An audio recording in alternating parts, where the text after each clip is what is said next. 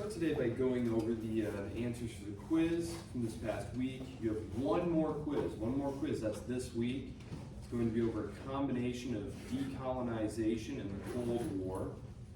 If you'll recall, when we spoke last week, I had said we were going to stop this class basically in 1999. So everything after that is still sort of in the realm of journalism and current affairs. Historical schools of thought are developing on those questions, but I think it's a good natural stopping point for a survey course.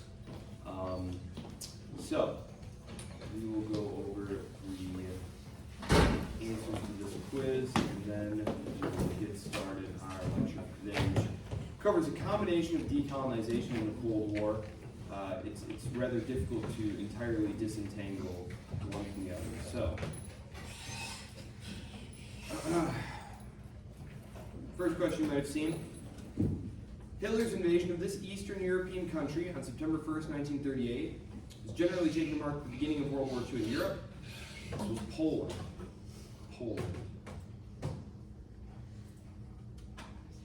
Second question you might have seen was, having signed a non-aggression pact with Hitler, Stalin launches an ill-executed war against this neighboring state, which, though quickly ended, helped convince Hitler the USSR was fundamentally weak. This was Finland. Minor territorial gains from the Soviets, but mostly because of the purge of the Red Army that Stalin had executed during the 1930s, the war is very poorly executed. Third question you might have seen. This word, whose literal meaning is lightning war, was a military, political, and economic strategy to allow Hitler to win the wars he chose to start, and this was blitzkrieg. And remember, he was trying to avoid what he felt was the great problem of Germany in World War I, which was not only fighting a war on two fronts, it was also the fact that the war dragged on too long and asked too much of the civilian population, and that eventually it had been the civilian and political leaders who had quit on the army in the field. And so he was trying to avoid that, and if you'll recall, he really tries to keep the German economy out of war production mode as often as possible. True or false? Hitler always intended to invade Great Britain. That's false. Remember, he didn't think they would actually honor their pledge to Poland when they declare war. Then he spends the next several months trying to negotiate with particularly Britain. He does anticipate having to fight the French. Finally, they realize they are going to have to do this, and they create Operation Sea Lion on the fly, but that is never carried out due to the loss of the Battle of Britain. Hitler's plan to invade the Soviet Union was called Operation Winter Soldier. That was false. It was Operation Barbarossa, which I'm sure you all remember. Question 5. Which of the following explain France's quick defeat in the Second World War as opposed to the stalemate that developed during the First Cold War? The answer here is all of these above. Disorder at the top of the French political and military structures. Remember, the head of the French government thought the head of the army was incompetent, and so he tried to fire him, but the cabinet prevented him from firing him, and so he resigned. And the head of the military, feeling insulted, also resigned. And so as Hitler is about to invade France, there's basically no one at the top of either of these structures. Tactical and strategic errors are on the part of the French. Strategically, they had failed to appreciate what de Gaulle foresaw as the importance of armor and the offensive. They were still planning to fight a static war of defense, much like World War I. They had poured all their money into these great fortifications, the Maginot Line. Of course, we remember that they had stopped the Maginot Line, not thinking that they would cut through the forest, the Argonne, even though they had done that multiple times. Tactically, failure to adopt things like the telephone, for example. We talked about how they had messenger bike guys on motorbikes running around. And then, unlike in World War I, Imperial Germany was able to, when Imperial Germany had to worry about an immediate Russian attack on their eastern front, on their flank, Hitler was able to throw all his forces into the west, because remember, he had achieved the neutrality of Stalin in this war, in the early phases of the war. So he was able to throw all of his forces against France and to sustain that pressure there. If you remember, the First World War, the German Imperial Army, they break off the Schlieffen Plan and basically abandon it by the end of August, early September, because they have to rush forces back across to the east to confront the Russians. This was the critical battle on the Eastern Front, after which the eventual defeat of the Nazis in the East became almost inevitable. That would be Stalingrad. This results in the loss of an entire German army, and these were just not losses that the Nazi government could suffer. You can suffer a loss, but you can't suffer the loss of an entire army. If you remember Kursk, you're definitely going to see that on the exam. I can tell you that. Kursk, what is Kursk famous for? That was a tank battle, right? It's the largest tank battle in world history, yes. And then Barbarossa, you will definitely see that on the final exam. That was the code name for the invasion of the Soviet Union. Stalingrad, that horrifying battle that I just mentioned. And then Overlord, if you remember, that was the code name for D-Day. Operation Overlord, the D-Day landings. Okay, everyone did really well on the quiz, as per usual. The exam is already made. I will, of course, review that for you on Tuesday.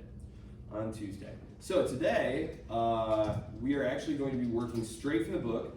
This was one of Aloso and Williford's best chapters, I thought. They keep it very streamlined and on topic, and it is about decolonization.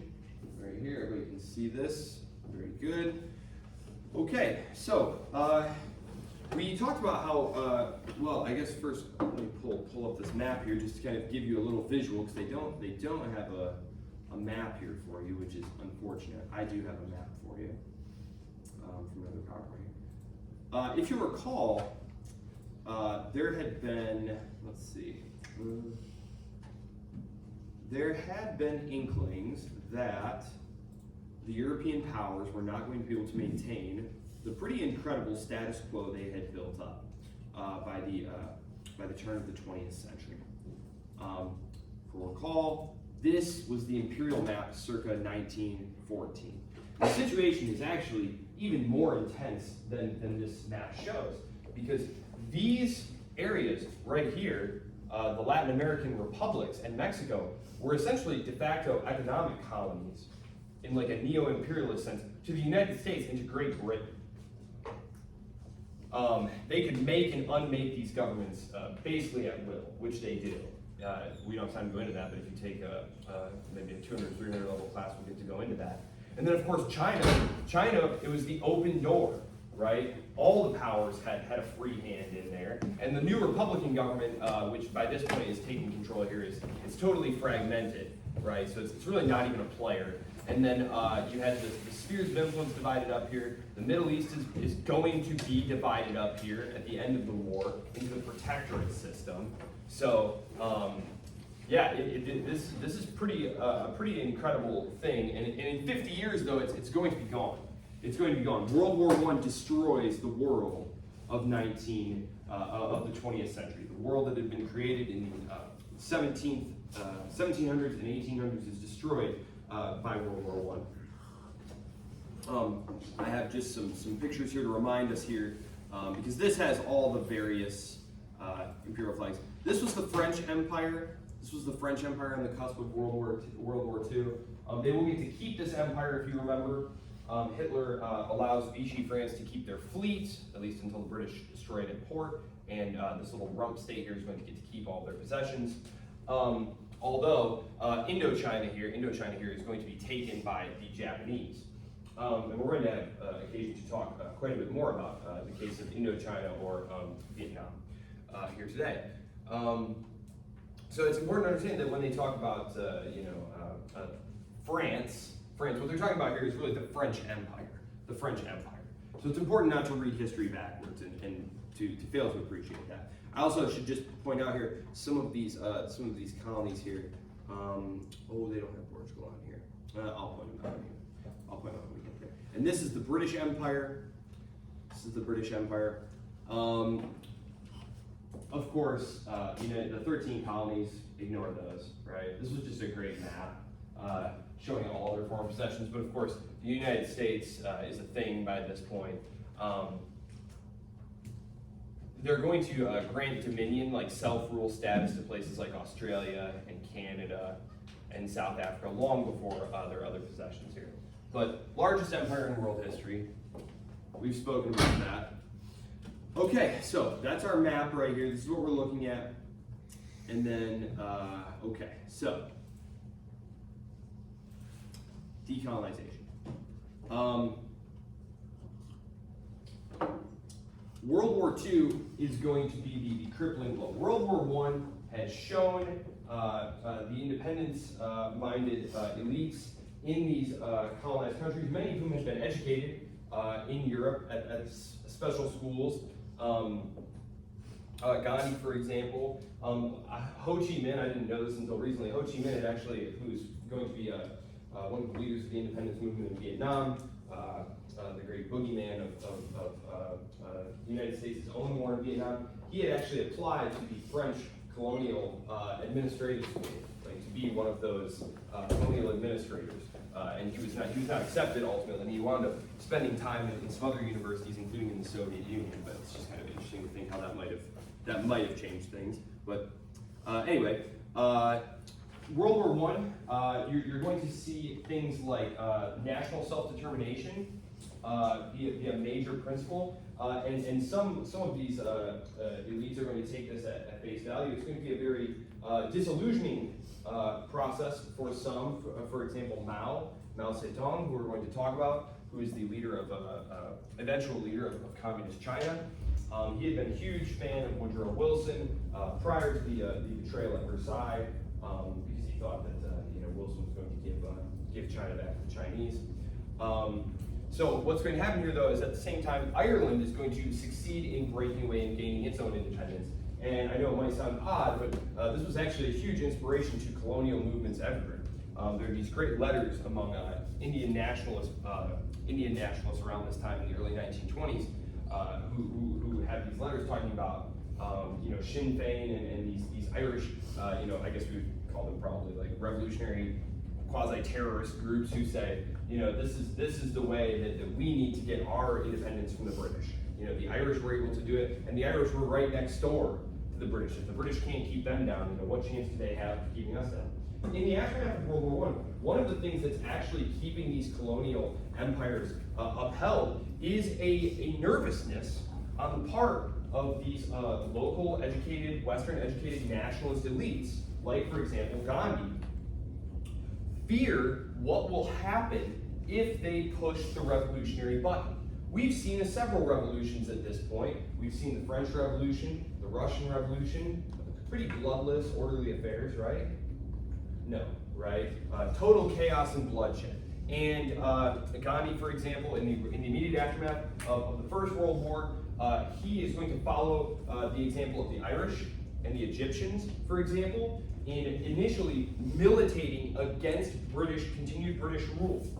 However, there's going to be a series of riots and killings, and Gandhi is going to call off in 1921, 1922, he's going to call off this campaign of what he had intended to be peaceful civil disobedience, but which had gotten totally out of hand. And he understood, I think correctly, that a country, and again, it's difficult not to read history backwards and say, well, there's India, of course. As we're going to see, though, India was very much a creation of the British. It was essentially a large array of different states and princely kingdoms that had gradually been brought under the control of the British administrative apparatus. And these Indian elites were looking to take over that apparatus. They're going to take over that apparatus. But this is going to alienate some of its minority groups. For example, the Sikhs, and even more importantly, the Muslims, the largest single minority group. And this is a problem in Indian politics today, to this very day. And of course, it's going to lead to the creation of a breakaway state in a very bloody conflict, a conflict that to this day threatens to go high between Pakistan and India. So it is in many ways going to be a slow process, but World War I essentially marks the end of these empires, because from there on they're going to not be able to sustain things financially, ideologically, and socially. There is just a lot less support for empire domestically in the metropoles, that is the capitals of these European countries. There are always going to be a handful of diehard imperialists. Winston Churchill, for example, was a diehard imperialist. But for a lot of Britons, in London, for example, the Amritsar massacre, which is going to occur right in the immediate aftermath of World War I, when the British government is trying to reassert control over India, this is going to horrify British public opinion. Again, this is the empire had been sold as this civilizing mission, and as a way of helping prepare them for self-government. And here are these protesters, and what does this British general do? He has his troops gunning down a whole bunch of them, right? And there is actually an inquiry, and he is disciplined. So that is So there was some judicial process there, but it was very infuriating, obviously, to the nationalists. An important thing to know about the nationalists here, is that many of them were peddling an idea that was completely foreign. The idea of the nation state is a totally foreign concept. If you look at empires in the Middle East and whatnot, the idea of heterogeneity, of living under a monarch of different ethno-linguistic groups, this was quite common. This was perfectly common. The idea of a nation state, of an ethno-linguistically, religiously homogeneous state, was a creation, a child of the French Revolution, and developed over the course of the 19th century in Europe with the creation of a state for the Germans, a state for the Italians, right? And then this was spread around the globe and carried back in many cases by local elites. For example, people like Gandhi, who traveled to England to get their education, who came back and who brought back these ideas of this is how political life is going to be organized around this thing called the state, the nation state. It was very difficult for these elites to sell this idea, to connect with the rural peasantry, the uneducated masses, essentially, who saw this as an alien concept. The idea of a centralizing state that could collect taxes and demand military service. Obviously, taxes had been levied, military service had been taken, but it was usually from like a landed property class. There was a give and take. There were special privileges. The idea of a totally centralizing administrative authority, one that was secular. This was a big one. Is these elites who came back, they realized that the only way to defend their new nation states that they wanted to build was by adopting the means and methodologies and technologies of the West. And that these were incompatible with their own sort of backwards-looking, peasant agricultural, deindustrialized societies. And so this is going to create a strong backlash and a real gulf. There's a real gulf between the elites, the nationalists, these were the nationalists, and the peasant class who they are trying to connect with. And this is one of the reasons that Gandhi, who of course, when you first see him, he's wearing, a very British style suit and bowler top hat, whatever. When he goes back to India, he adopts the dress and mannerisms of the old peasant class, right? And he talks about the importance of things like connecting with hand weaving and ancient traditions and whatnot.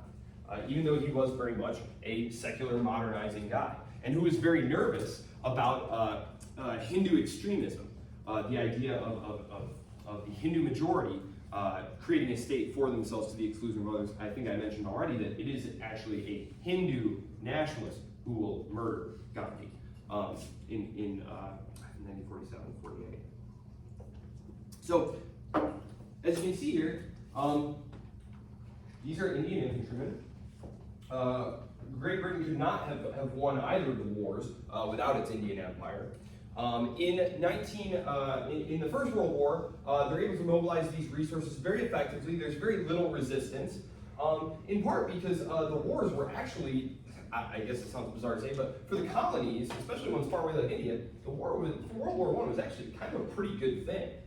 There was more self-rule. There was a huge boom in terms of like demand and employment. The Second World War, however, by the time that rolls around, there is a great deal of resistance, and actually the Congress movement, the Indian National Congress, right here, the Indian National Congress, is going to resist helping in World War II. By this time, self-rule is first advocated for in the 19-teens. I think 1906 was the first time the platform mentions it. In the 1930s, there's the first elections. The Indian National Congress Party wins them, and sort of sees itself then as the natural ruler of the state. They had taken over more and more of the responsibilities of running the bureaucracy, especially during World War I. And by the time World War II rolls around, they sort of see this as a demand on the part of the British for more Indian blood and treasure to be spilled on behalf of a government that is not looking out for them. That this is another war of British imperialism, and that they don't want to be involved in it. They will actually be arrested. They will be arrested by the British authorities, and the British will drum up support among the very large, and when I say minority group, you have to understand, like, there's still many millions, like tens of millions of Muslims in India at this time. So, saying like minority, that kind of gives you an idea of like something small, but of course it's a relative idea. There are tens of millions of Muslims. The British turned to the Muslim League for help in driving recruitment and managing the state, and frankly, playing on fears of future Hindu domination to help prop up their war effort.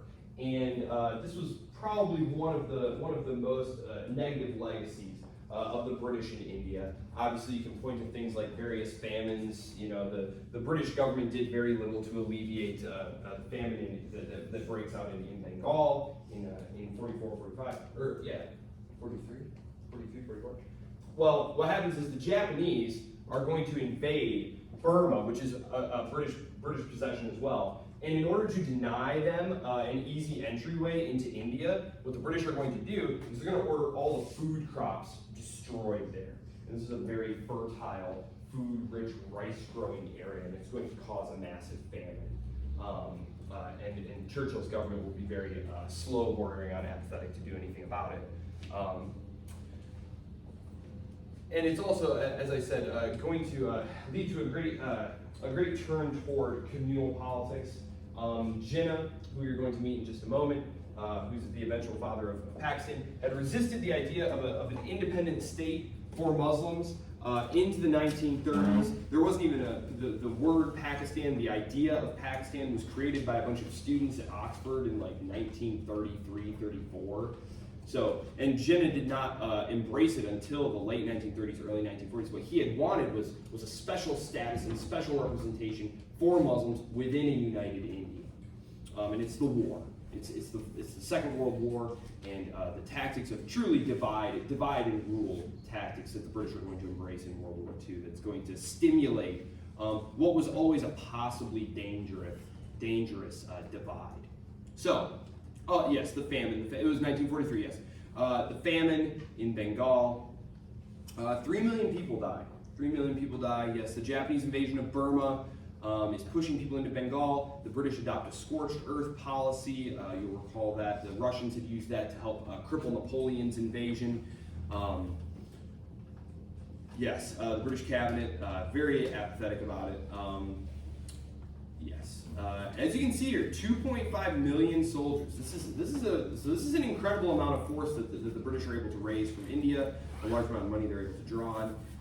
And the British, of course, the British ruling class, with the exception of people like Churchill, had already, by the 1920s, early 1930s, had seen the inevitability of Indian independence, and were mostly just trying to choose a moment of their own making to exit gracefully, to try and preserve a relationship with the colonies. And so in 1947, India, now the world's 4th largest industrial power, is going to achieve independence.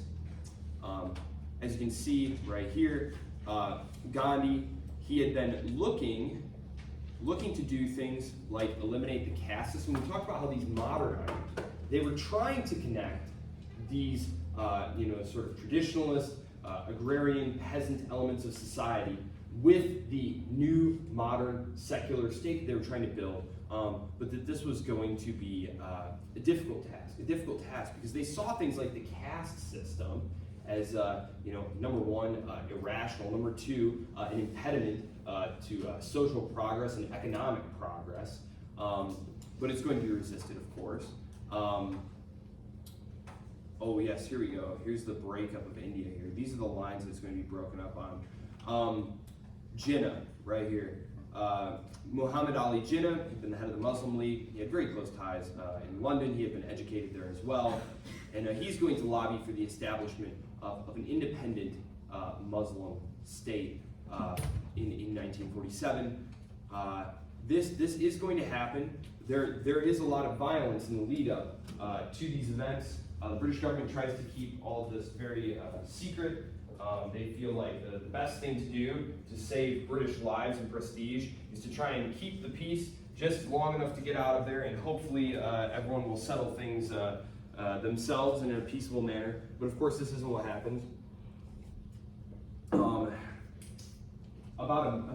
I've seen estimates from between 500,000 and 1 million people were killed in purposeful, ethno-religiously motivated attacks as these lands. Because you have to think, these populations are all mixed together, right? There's not like, here's the Muslim part, and here's the Indian part, and here's the Sikh part. They're all mixed together. And so now, when the British announce these new borders, right, there's going to be mass movements of people. About 12 million people are going to be displaced from their homes.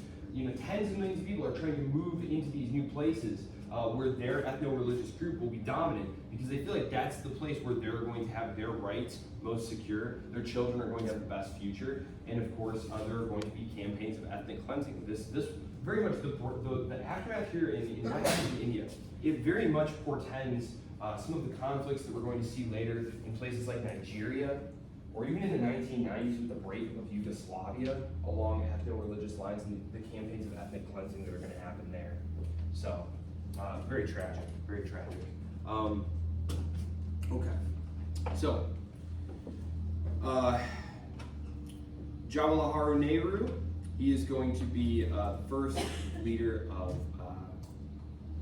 India, and actually his daughter and then his grandson, they're going to rule by the vehicle of the Congress Party up until the late 80s, I believe 1991 is when his grandson is assassinated. Displacement. Yes, Gandhi assassinated in 1948. Yes. So Kashmir. This is just one of the ways that we're going to talk about boundary lines here. This is one good place to talk about them. Kashmir, right here. So, British colonial authorities often drew, not just the British, I shouldn't pick on just the British, all the colonial powers, when they would draw these borders, oftentimes there were a lot of considerations in play, foremost among them not really whether or not this was going to be a satisfactory arrangement to the people on the ground or their neighbors, right? And so the creation of Kashmir, which they still fight over, this was created after a local Hindu prince convinced the British that the majority Muslim region should stay with India. We had talked about the fact that the British had kept in place loyal Indian princes who were willing to help collaborate in British rule in India, and this is one of those princes who's going to convince them to keep this very predominantly Muslim region in India, which of course is going to be highly unpopular for the Muslims who are now in Pakistan, right? And then we have East Pakistan here. East Pakistan, right? This is eventually going to turn into Bangladesh, right? This is eventually going to turn into Bangladesh, which with the support of the Indian government. And this is going to create a lot of backlash here. It's why geopolitically today, if you follow geopolitics and stuff, India had been trying very hard to support the new government that the United States was trying to create in Afghanistan as a way of pinning Pakistan between them and preventing China from getting influence in Afghanistan, because they would not like to be surrounded there on those two sides. That's sort of their Pakistan strategic. The military in Pakistan, of course, has very close ties with the United States. When Nixon goes to visit China, he's going to sneak through, Kissinger, when he sets up the visit, is going to go through Pakistan. And it's, of course, the United States who's going to help Pakistan gain nuclear weapons as a way to even the playing field against India, because these two countries are incredibly hostile towards each other. But of course, in any conventional war, India is the most populous country on earth now. I mean, they would steamroll Pakistan. But of course, Pakistan gains nuclear weapons as a price for helping the United States in their opening to China, which is part of our Cold War lecture for next time. Okay, so Israel. Okay, we talked about Israel, and they actually have a really cool map, yep, right here. Okay. So as we can see here, we talked about, I don't know, it was in the other class I talked about. European Jewry, obviously large number of Jews in Europe. Long history of discrimination against Jews in Europe. And especially in the 19th century, as nation states were being created, restrictions against Jews are going to be lifted. One of the reasons that Jews have been so discriminated against is because they kept their own language and culture and religion and were not open to assimilating really into these other states. And so they were always viewed as kind of an other. There were laws circumscribing where they could live, what kind of businesses they could practice. The 19th century, the promise of enlightened, rational government. There's something called the oh gosh, now it's going to escape me.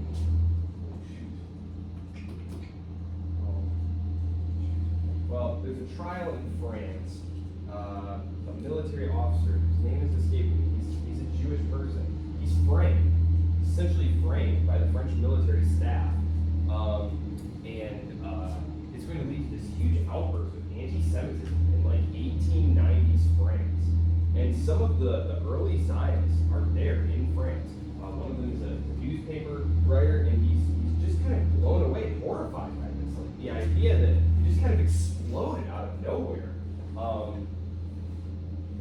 And he writes that this was what gave the impetus to the Zionist movement, was sort of this idea that even in this new quote-unquote rationalized nation-state system of Europe, that the Jews were still going to be in danger because they didn't have a state of their own. This is where the Zionist movement is going to come from. Now, initially, the Zionist movement, which I think I mentioned in here, they had looked at setting up a new state of Israel in like North Africa, in East Africa, but the most popular place by far is obviously Palestine, which at this time is under the control of the Ottoman Empire. As you can see, the Jewish population had started buying up land. Now the black bits are the Israeli settlements at this point. Well, they weren't Israelis, they were Jewish people who were buying land. It's important to distinguish between Jewish people and Israelis.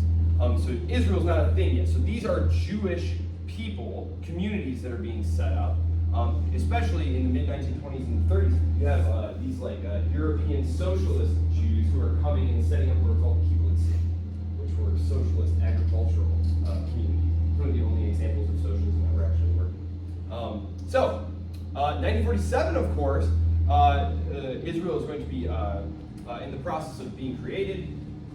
The British will hand over their mandate. Remember, they had divided the Middle East, the Sykes-Picot line. This is one of the secret protocols, the secret treaties during World War I that the Bolsheviks published from the Tsarist archives. The British and the French, while they had been talking about a war for democracy and self-determination, they had secretly made this agreement that they were going to split up the Middle East. And the British were going to rule this part, and the French were going to rule this part. The French had essentially got Syria and Lebanon, modern-day Syria and Lebanon, and the British had gotten Iraq and Transjordan and Palestine, right? They were dividing up the Ottoman Empire. After the war, of course, and the settlement, the Treaty of Versailles, they decided not to call these colonies. That doesn't sound very good. That's not very easy to sell. So they call them protectorates, right? Protectorates. And they're going to put local, reliable people in charge. They're going to put some Hashemite kings in charge of some of their new territories. The only place they're going to actually rule themselves is Palestine. And the British government is feeling a little silly, a little guilty maybe, because what did they do during World War I?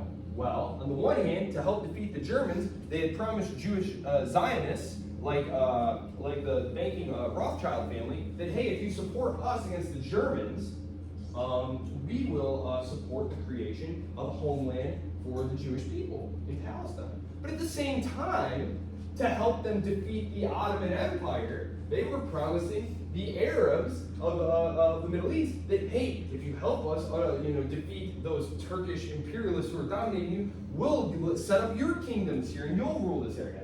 And so basically promising everyone everything to everyone, the war ends and they've actually won, and now both sides are like, okay, we're here, where is it? And the British are like, so here's it. You're gonna laugh. No. So they're trying to fuse these two people together into a workable state. And even though, yes, today it is driven by violence, it has a history of violence, and in the immediate aftermath, much as in Egypt and India and Ireland, there is an initial flare-up of violence. But the rest of the 1920s, from 1923 up until really the start of the Depression, there is actually sort of a nice cosmopolitan, centrist ground, and it looks like maybe they'll be able to make this work. Unfortunately, one of the things that is true of politics just generally is that the center is very brittle because it's not dominated by ideologues generally. It's going to be the most radical, more fringe groups who are going to be willing to sacrifice and die for these ideas. And this is exactly what happens. You get the most radical of the Arab nationalists, you get the most radical of the Jewish nationalists who create basically paramilitary death squads and terrorist organizations and start targeting each other. And of course, when one side kills someone, the other side responds, and you get this escalatory spiral that develops here. I'm going to jump back up here to kind of highlight some of these. Right here. Yes. One of the most famous Jewish terrorist groups was called the Irgun. And actually, the leader eventually went on to become one of Israel's prime ministers. That's Menachem Begin, right there. And they actually bombed the King David Hotel. This was the headquarters of the British Imperial government, and they killed like 100 people.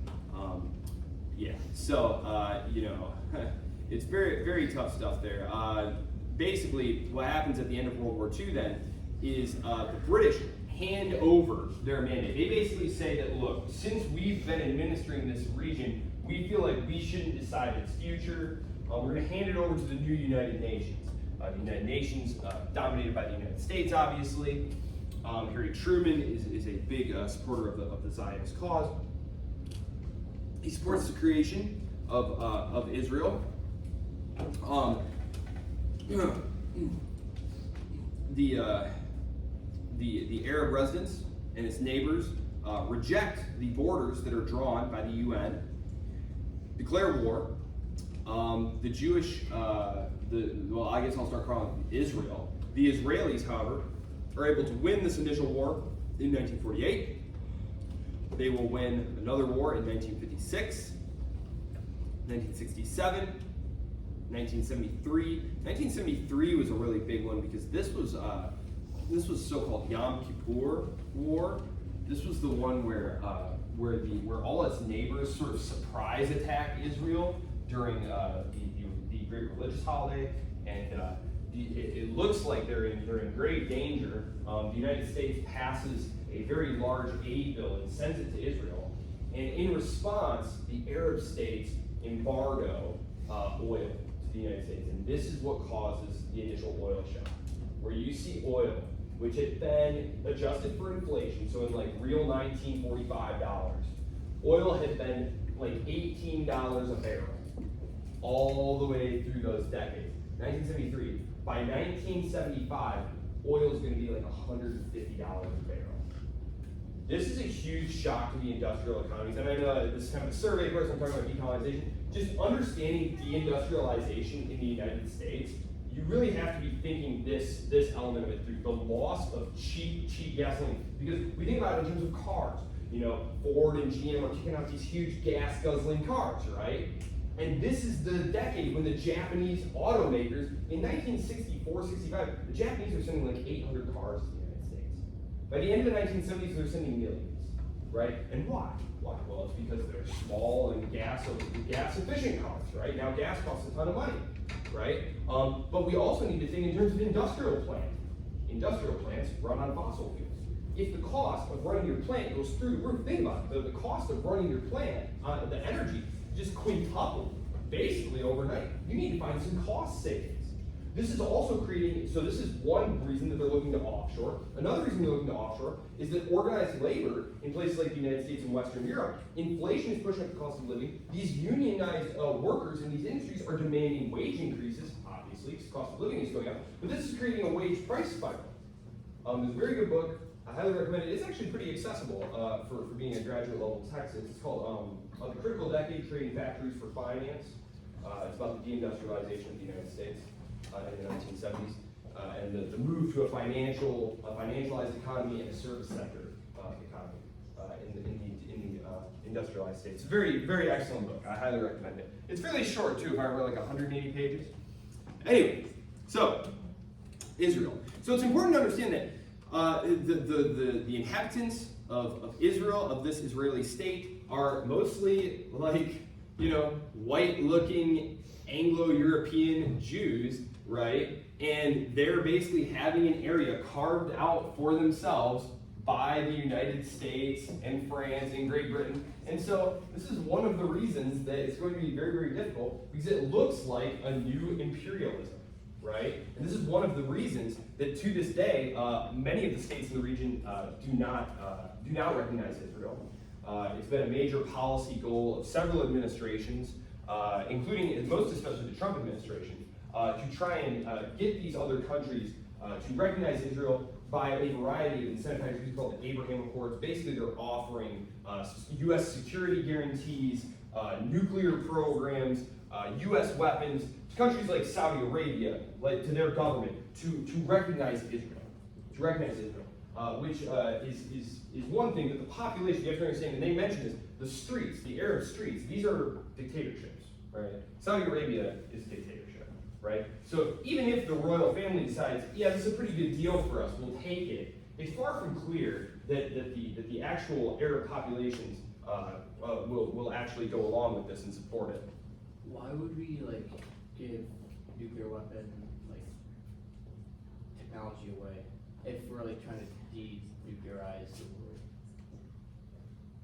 I don't think the United States is trying to denuclearize the world. I think the United States definitely wants to avoid nuclear proliferation among certain countries, but the United States has always, well, not always, since the late 1960s, early 1970s, the United States has placed an increasing premium on Israel's needs.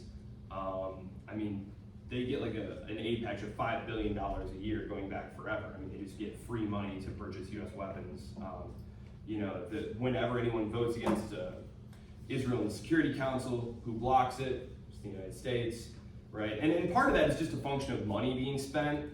That's how politics works in the United States. It's interest group politics. Just look at who pays who money for which votes. It's not terribly complicated. There are whole books.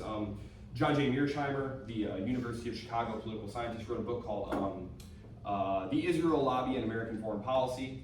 If you want to read that, very good book. I'm sure that Dr. Bolton has it at the library there, which explains to you basically why Israeli government policy priorities see such an importance in the halls of power here in Washington. Part of this stems back from Cold War stuff. Part of it is ideological. In another dimension, like the idea of it's a democracy or something of that nature. That it was a bulwark against Arab nationalism and communism in the Middle East. That religiously, on the evangelical right, for example, in the Republican Party, there's a huge devotion to Israel. So that is why. I mean, I don't think it's a good idea. Partly for the reason I was just enumerating there. Do we really believe that these dictatorships are going to last forever? And if we make these deals with these dictatorships, what happens then if these countries evolve in different ways, and all of a sudden you have very hostile democracies, right? That's the real question. Democracy doesn't have any norms of its own, right? We act like democracy is this good all on its own. But democracy is just a form of government where the majority of what people want is what happens. What if the majority of the people in the country want to go nuke Israel or something like that, right? Now, Israel has its own nuclear weapons, which the United States secretly provided to it. So that's one of the reasons that these countries very carefully calibrate their attacks on Israel. For example, the Iranian attack in the news a few weeks ago, they had told all of Israel's security partners ahead of time, here's what we're going to do, here's when we're going to do it, to make sure that they could intercept most of these, because they don't actually want to do serious damage to Israel and provoke Israel into a serious escalatory attack. So, so that's pretty much it. There have been a couple of key breakthroughs in this process of brokering peace between Israel and its neighbors. One of the biggest ones was here in 1979. 1979. Unfortunately, the leader of Egypt at the time is going to be assassinated for this. He's going to be, there's actually video footage of it. I'm not going to pull it up, but you can easily Google it. It happens literally the next year here. He's on the tarmac, getting off the plane, and he gets machine gunned down. Yes, there you go. Yes, oh, here we go, yeah. They do talk about it right here. Yep, Sudan, Bahrain, the UAE. Yeah, very good. Like I said, I think this is one of the best chapters that they wrote in this book. Africa, yes, Africa. Has anyone ever seen the movie Out of Africa? Out of Africa? Old Robert Redford movie with Meryl Streep. Okay. Well, anyway, it's based on the life of this British woman who's a coffee plantation owner in the Kenyan highlands. And actually, interestingly, it's based on the life of the woman who wrote the book, but she was in fact a failure as a coffee grower. She was much more successful as a novelist. Just a fun fact there. Okay, so in Africa, maybe I should pull up that map again here just to remind us what we're looking at here. Africa. Sorry. These lines right here are all going to be drawn. Sorry, I'm doing that acoustic. All these lines right here are going to be drawn over the course of the 19th century. And specifically, there's going to be a conference, late 1870s, early 1880s, in Berlin, hosted by Kaiser Wilhelm, where they're trying to establish spheres of influence, and they get out their rulers and their protractors, and they draw their lines, right? That's why the lines of so many of these countries are so straight, right? No naturally evolved state has lines that are that are this shape, right? So the idea here is to prevent conflict, but prevent conflict between who? Prevent conflict between the European powers, right? These are borders that the people in Paris or London or Berlin can tolerate and agree on, okay? What is actually going on inside these countries? Totally irrelevant.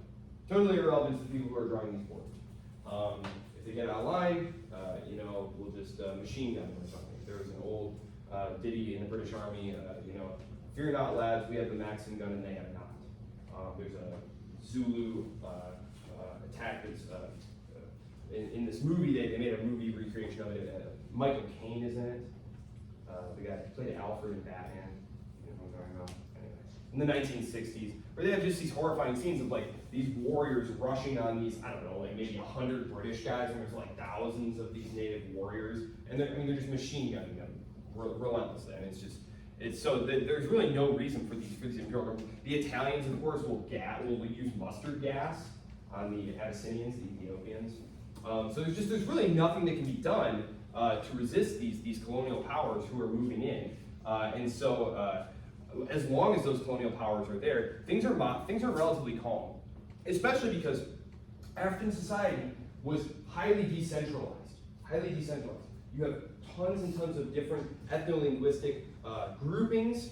To this day, there are even more then. There's been huge efforts at standardizing and nationalizing and creating states around these areas that were created by the imperialists. What happens is after World War II, as these governments are having to retrench for economic reasons, for political reasons. For example, the British and the French will attempt some adventurism, some imperial adventurism, and they'll be slapped down by Eisenhower, rebuked. It leads to the fall of the British Prime Minister at the time because it's just such a humiliating domestic political incident. To basically be told by the American president, no, get back in your box. And so there's going to be lots of dimensions for why these empires are retrenching. One of them is emergent nationalism. I actually have a list on the slides here that I'll just bring up here before continuing talking about Africa. Right here, here's all the reasons here. Shifting norms. Imperialism becomes a bad word. the Soviet Union and the United States, who are the two major superpowers at the end of World War II, both opposed the old empires for different reasons. The United States wants a world free of imperial preference systems. The United States wants to be able to trade and engage with every country around the world, right? And on the other hand, the Soviet Union doesn't want these old imperialist governments there because they want, worker revolution, peasant, communal ownership. The devastation of the two wars, which weakens these powers financially, militarily, socially. They just don't have the willpower, the economic means to suppress these places anymore. The rise of nationalism within the colonies.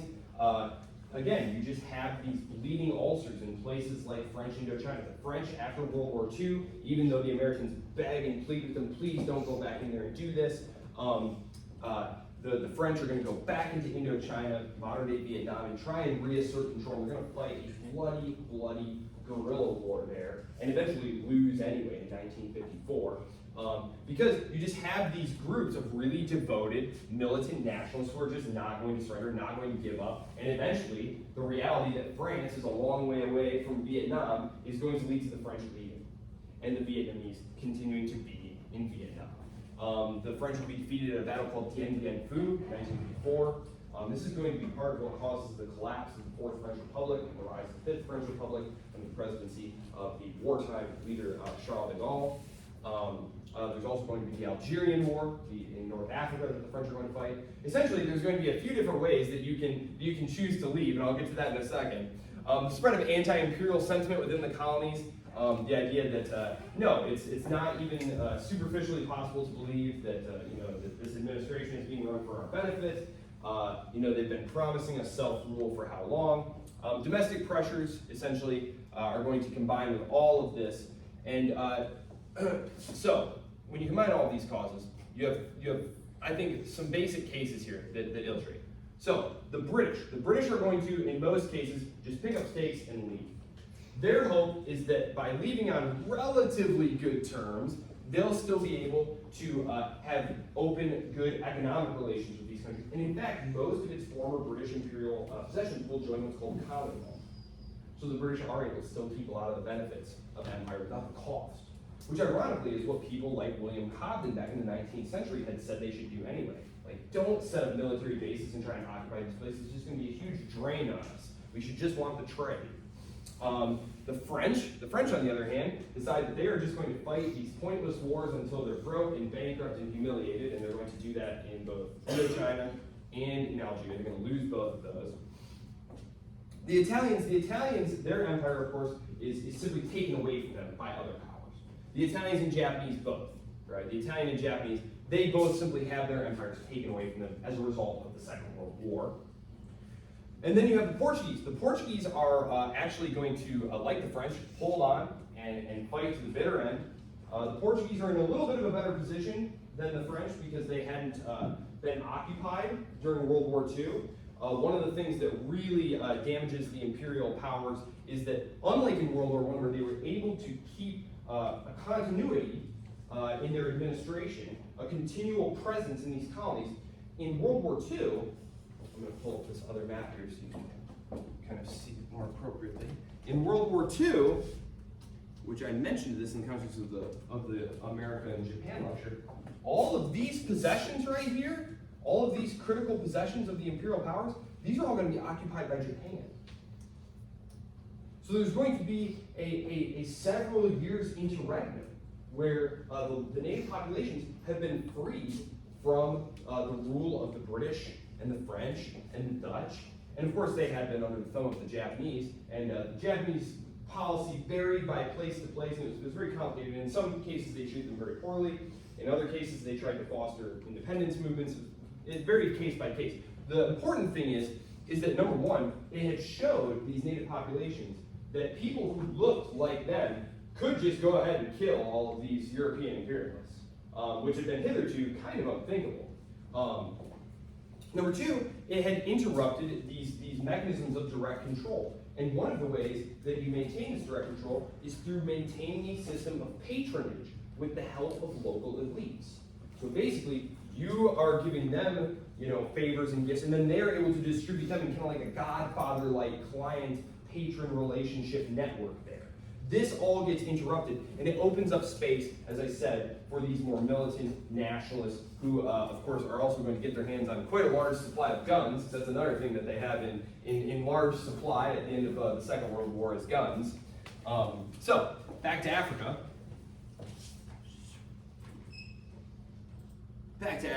Okay. And some of these, well, there is going to be a lot of bloodshed. Like I said, there are, unlike in the 1940s and 50s when the British are going to leave places like India, the British are not going to get out of places like Africa until the late 1950s and mid-1960s. And in many cases, like in Kenya, it's actually going to get very, very nasty. The British are going to face a very tough insurgency, the Mau Mau insurgency, led by the eventual leader of an independent Kenya, which is right here, Jomo Kenyatta. His tribe were the largest tribe. Usually what would happen there is you would have one, the largest of all the tribes that were inside those geographical bounds that have been drawn, who would essentially say, look, we're locked in this state, right? We're locked in this state here. We need to seize control power for ourselves. And so basically what would happen is you have the largest single tribe would form, like a paramilitary organization, a military structure, and then try and fight the colonial powers to get them out of there and take control of the government themselves. Best case scenario, you have some kind of coalition of tribes, but very often, as in the case of Nigeria, the tragic case of Nigeria, what's going to happen is it's going to lead to a lot of bloodshed after the British leave. French Algeria, I had mentioned Algeria in the context of the French and Indochina. Where's Nigeria? Do they not have Nigeria?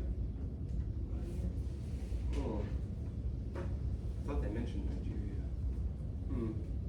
Okay, well, basically what happens in the case of Nigeria is after they gain their independence, what's going to happen is the Igbo, were technically the largest ethno-linguistic group. They're territorially very concentrated in a part of the country where the majority of the oil wealth is. Nigeria is very rich in oil. What's going to happen is that this oil wealth is going to be being taken by the central government, by this coalition of other tribes.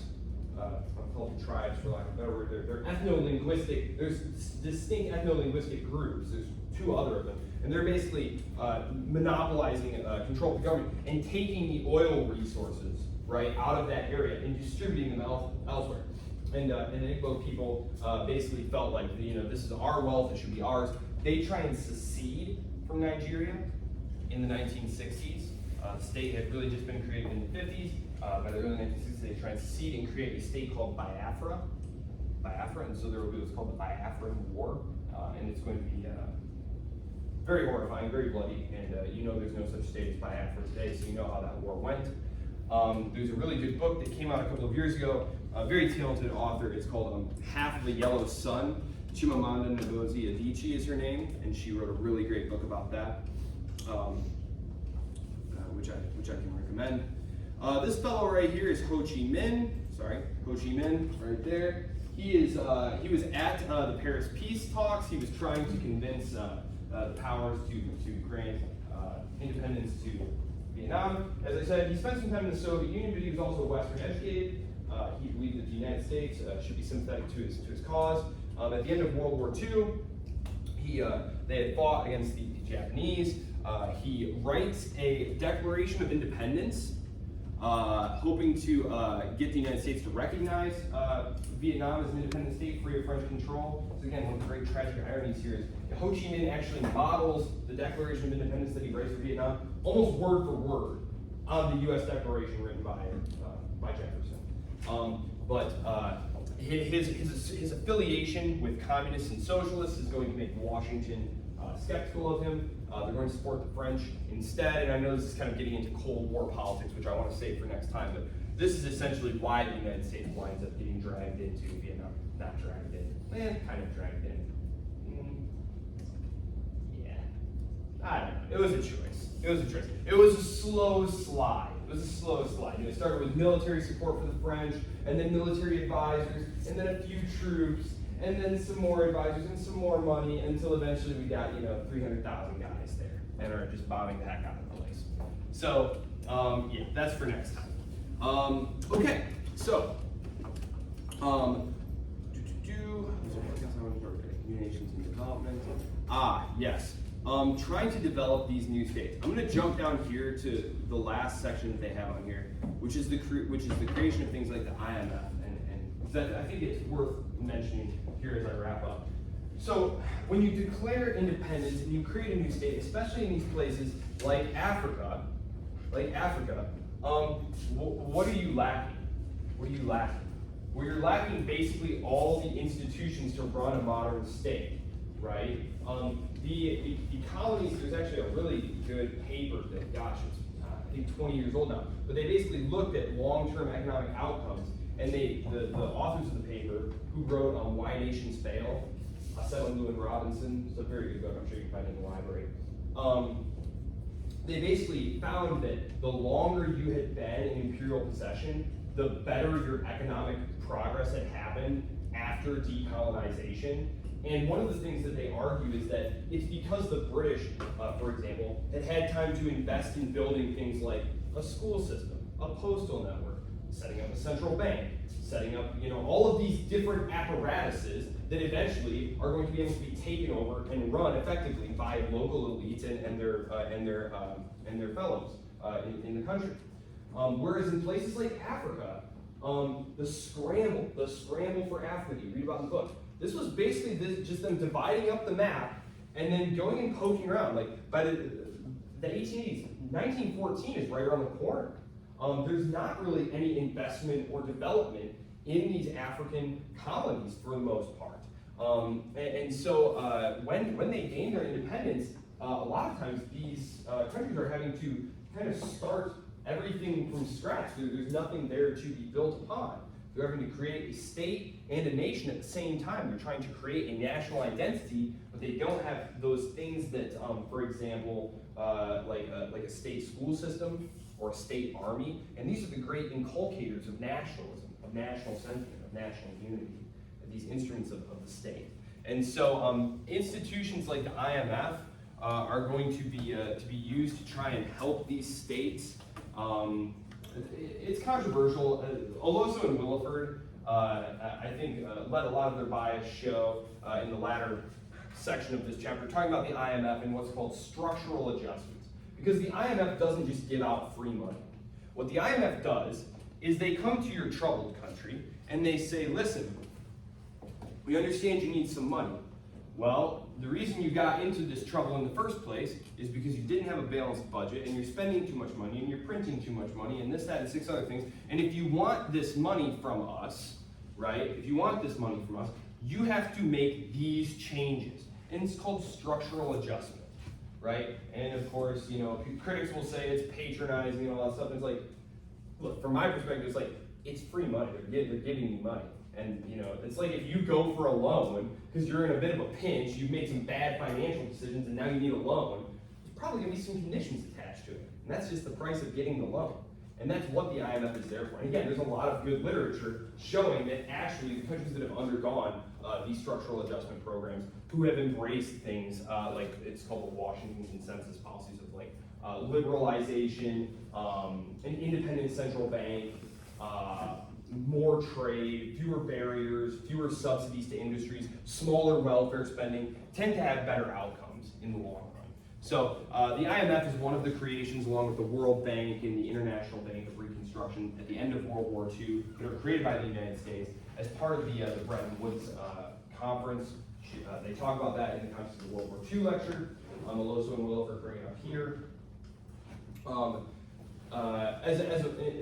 We'll talk about this in the context of the Cold War system. The Bretton Woods system will be ended in 1971. I don't remember who it was. One of our first days in class here, we were talking about China and silver, and they said, isn't the dollar backed by gold? 1971, the end of the Bretton Woods system, that's when the United States dollar stopped being backed by gold, and other currencies stopped being pegged directly to the dollar for the most part, and we entered the reign of free-floating currencies.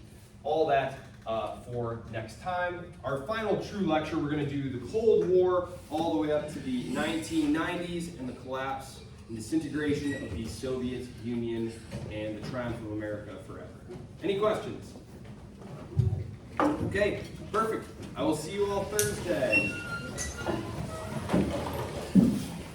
Sure, sir. No problem. Thank you very much. I appreciate it. Thank you. What?